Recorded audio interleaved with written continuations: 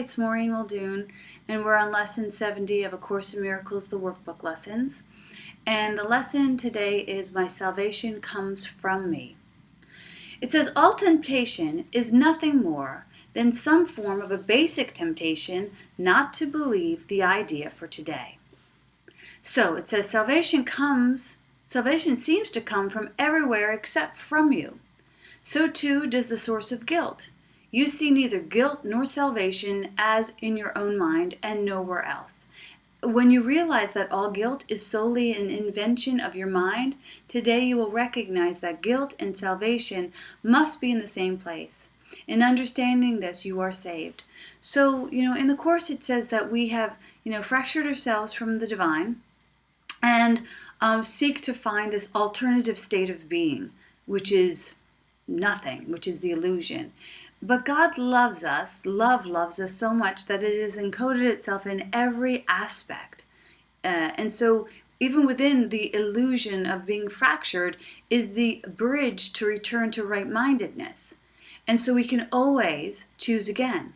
We can always choose again to choose peace. And when we choose peace, it's not an outside gig, it's an inside thing. We go within and we never go without. It says the seeming cost of accepting today's idea is this. It means that nothing outside yourself can save you. Nothing outside yourself can give you peace. But it also means that nothing outside yourself can hurt you or disturb your peace or upset you in any way. Today's idea places you in charge of the universe where you belong because of what you are. Today's idea places you in charge of the universe where you belong because of what you are. This is not a role that can be partially accepted, and you must surely begin to see that accepting it is salvation. So once you accept that this is your role to play, once you accept that you have keys to the kingdom, it's like, if you have keys to the kingdom, why wouldn't you visit there all the time? Why wouldn't you not just stay there? It's a good question. It goes on to say, it may not, however, be clear to you why the recognition that guilt is in your own mind entails the realization that salvation is there as well. God would not have put the remedy for the sickness where it cannot help. That is the way your mind has worked, but hardly his. He wants you to be healed, and he has kept the source of healing where the need for healing lies. So that's what I was saying, was like, even though we seem to have fractured ourselves off separate from our source, like, the love that's large and in charge has said, no, I don't think so. Like, there's no way you can outrun me. There's no way you can amputate yourself from love. You're cut from love, you're caused by love, you're illuminated by love, and there's just no way that you can convince yourself otherwise. Well, I guess you could fall asleep to that grand plan, but there's no way that you can amputate it. Like, there's no way that even your deepest sleep could ever have an impact on the truth of your connection with Source. So, it says, you have tried to do just the opposite, making every attempt, however distorted and fantastic it might be, to separate healing from sickness for which it was intended, and thus keeping the sickness. Your purpose was to ensure that healing did not occur. God's purpose was to ensure that it did. So, when we talk about this section, we could say, like, it's all those places where, there's infinite solutions, and we keep saying, yeah, but.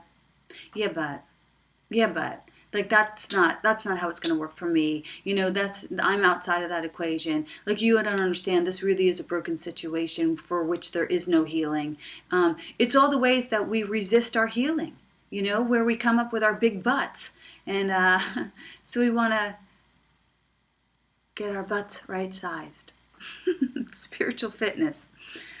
It goes on to say, today we practice realizing that God's will and ours are really the same in this. God wants us to be healed, and we do not really want to be sick because it makes us unhappy. All of those yeah buts make us unhappy. All of that resistance makes us unhappy. How happy are you in your limited ways? If you argue for your limited choices, you get to keep them. And then you're in this very restricted and constricted state of being.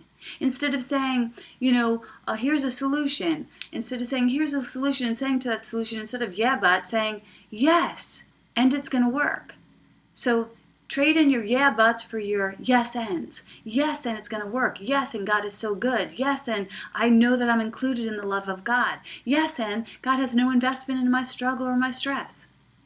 I keep putting my big glasses on and off because ever since doing these lessons, my eyesight has gone downhill, but I have my glasses. My glasses on. When I was little, I always wanted to wear glasses. You probably did too. And I even wore fake glasses around because I was like, oh, glasses are cool. And so now I actually need them. It says, today we practice realizing that God's will and ours is the same. He wants us to be healed, and so do we. We're ready for 2 longer practice periods today, each of which should last some 10 to 15 minutes. We will, however, still let you decide when to undertake them. We will follow this practice for a number of lessons, and it would again be well to decide in advance when would be a good time to lay aside for each of them, and then adhere to your own decisions as closely as possible. So, it's funny because it says in a course, a healed mind doesn't plan, but, making a plan and deciding for God are 2 separate things. So making a decision with God, like saying I'm going to decide with God, is a way to show our commitment to our own spiritual maturity. To set some time aside for the divine. Go on a date with your divine. It goes on to say, begin these practice periods by repeating the idea for today, adding a statement signifying your recognition that salvation comes from nothing outside of you. You might also put it this way: my salvation comes from me. It cannot come from anywhere else. Use the finger in that one. It cannot come from anywhere else. Then devote a few minutes with your eyes closed to review some of the external places where you have looked for salvation in the past. In other people and possessions and various situations and events and titles and, all kinds of ways we've kind of pushed our worth, our truth, our divinity into limited spaces. And today we have to recognize that, Mama may have, Papa may have, God bless a child that's got his own, And you have your own, not contingent on any other person, place, or thing. You got your own. I got my own.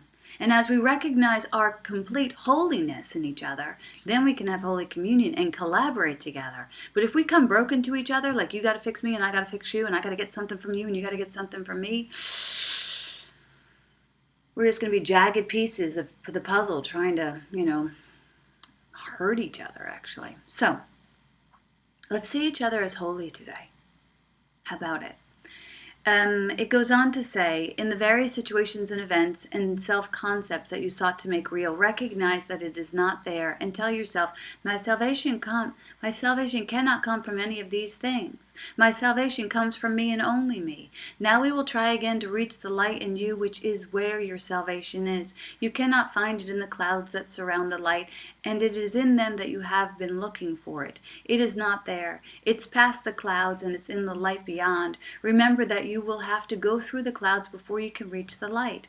But remember also that you have never found anything in the cloud patterns you imagined that endured or that you have wanted. So it's like saying, go past go past the forms and get to the content.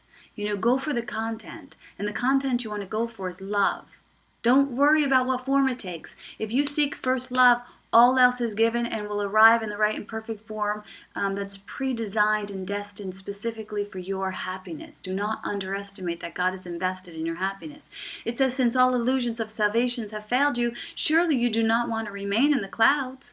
Look vainly for idols there, and you could so easily walk into the light of real salvation. Try to pass the clouds by whatever means appeals to you. If it helps you, think of me. This is such a sweet part. If it helps you, think of me holding your hand and leading you. That's so generous, right? If it helps you, just to really imagine yourself holding Jesus' hand and walking you through the clouds. And I assure you, this will be no idle fantasy. That's audacious, my friend. For the short and frequent practice periods today, remind yourself that your salvation comes from you and nothing but your own thoughts can hamper your progress. You are free from all external interferences. You are in charge of your salvation. You are in charge of the salvation of the world. Say then, my salvation comes from me and nothing outside of me can hold me back. Within me is the world's salvation and my own. So this isn't just for you. This is for everyone. When you find your peace of mind serves everyone. And so the ego will think like, well, you don't got time for that. So many times I counsel people and they'll tell me their mad ramble of their story that like wrecks their mind and all the ways that they're limited. And I'll say, you got to take that to your internal teacher because God's not invested in your suffering. And they'll say, I don't have time to do that. And you got to meet people where they're at, so you can't, I can't always be like, what are you, crazy? Like, you don't have time not to do that. I just go, okay, and then I get to go back to myself and see, where am I not making time for my divine? And where am I trying to figure out the problem at the level of the problem? And if I can stop doing that, and if I can continue to ensure and secure my own peace of mind, then I will see a world of peace. And that I get to be the change I want to see in the world. And I get to live those lyrics of let there be peace on earth and let it begin with me, and really mean it. So I hope this lesson was helpful for you. And more importantly, I hope that you don't just listen to it. I hope that you apply it by taking 10 to 15 minutes to contemplate the idea. And the idea for today, once again, is my salvation comes from me.